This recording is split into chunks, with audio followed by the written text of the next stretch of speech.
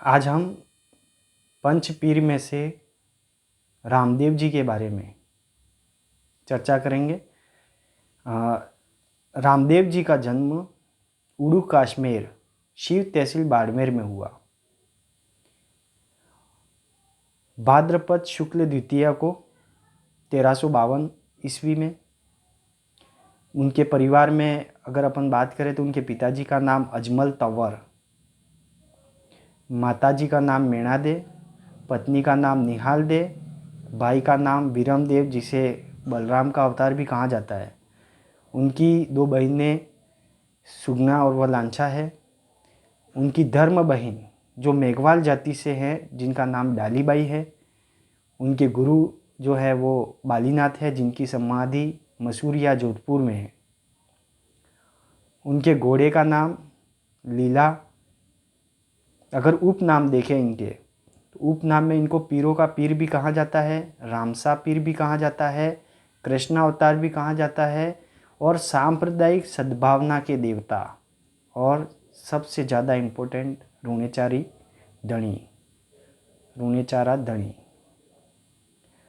इनकी जो समाधि बनाई हुई है इन्होंने जीवित समाधि ली थी। इनकी समाधि रूणेचा रामदेवरा जैसलमेर में है। उनसे ही एक दिन पहले डालीबाई ने समाधि ली थी। इन्होंने संप्रदाय कामड़िया पंथ की स्थापना की और ये जो कामड़िया पंथ के जो भोपा है वो रावण हत्ता वाद्य यंत्र के साथ उनकी फड़ का वाचन करते हैं और उनके मेले में कामड़िया पंथ की महिलाओं द्वारा 13 ताली नृत्य किया जाता है। एक विशेष बात इनके बारे में है कि जो कामड़िया पंथ के जो लोग होते हैं वो शव को दफनाते नहीं हैं। एक सबसे ज़्यादा इम्पोर्टेंट बात यह है रामदेव जी के बारे में कि रामदेव जी एकमात्र ऐसे लोक देवता है जो कवि ही थे और इन्होंने 24 वाणियाँ ग्रंथ लिखा। रामदेव जी ने कर्मों की शुद्धता पर बल दिया और जात पात मूर्ति पूजा एवं तीर्थ यात्रा का विरोध किया। इनका मेला भाद्रपद शुक्ल द्वितीया से भाद्रपद शुक्ल एकादशी, भाद्रपद शुक्ल द्वितीया को बाबारी बीज भी कहा जाता है।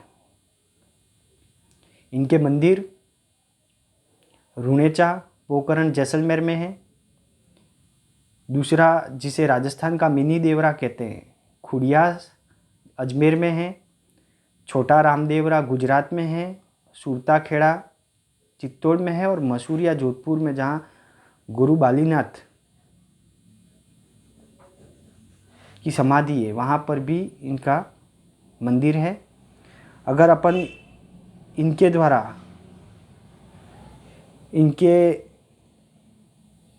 इनसे प्रचलित जो शब्दावली है उनकी बात करें अपन तो पर्चा किसे कहते हैं? यह एक अलौकिक चमत्कारी शक्ति होती है जिसे पर्चा कहते हैं।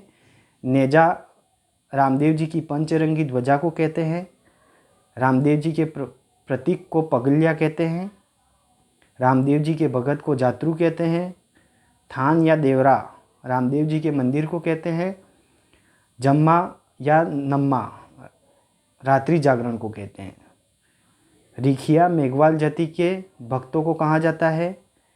भांभी रामदेव जी के पुजारी को कहा जाता है और रामदेव जी के जो भजन गाए जाते हैं उन्हें बयावले नाम से जाना जाता है।